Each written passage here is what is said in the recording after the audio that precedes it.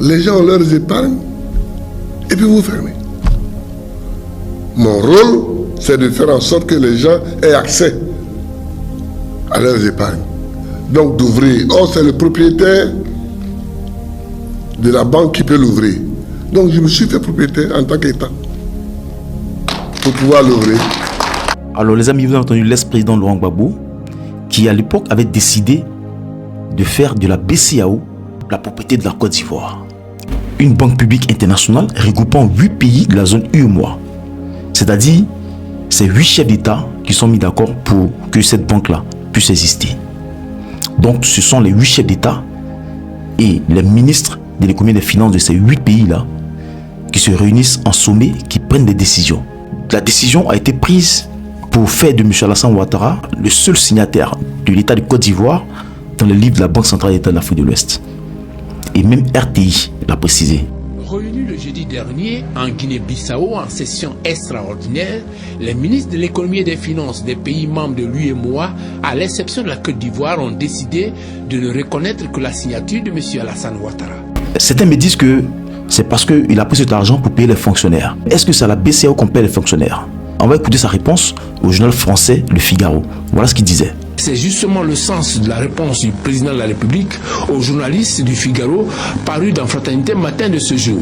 Ce n'est pas la Banque centrale qui paie les salaires des fonctionnaires, c'est l'argent de la Côte d'Ivoire. Et cet argent est logé au trésor ivoirien. Reste aux Ivoiriens donc de travailler davantage pour augmenter le pouvoir financier.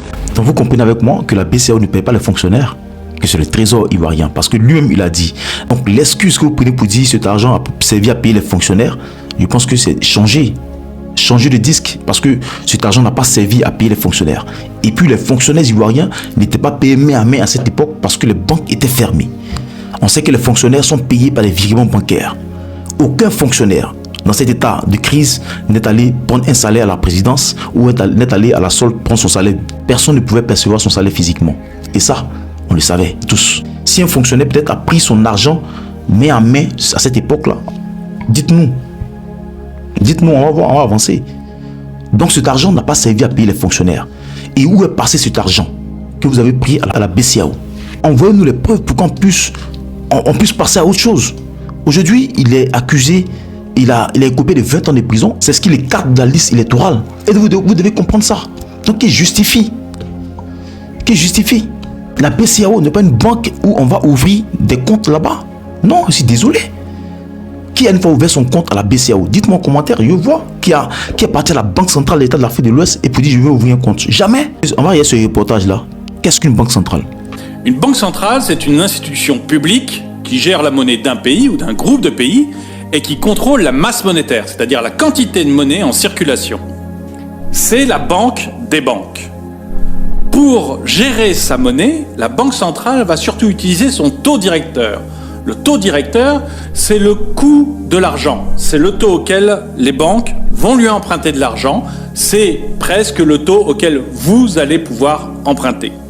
S'il y a une demande de crédit et que la Banque centrale met un taux directeur faible, à ce moment-là, les banques vont lui emprunter de l'argent et elles vont vous prêter cet argent ou le prêter à des entreprises à un taux faible. On va donc avoir une augmentation de la monnaie en circulation, ce qui va créer de l'inflation. Donc voici le rôle d'une banque centrale. Une banque centrale n'est pas faite pour qu'une personne lambda pas ouvrir un compte pour dire ouais j'ai mon compte à la BCEAO, je vais retirer mon argent.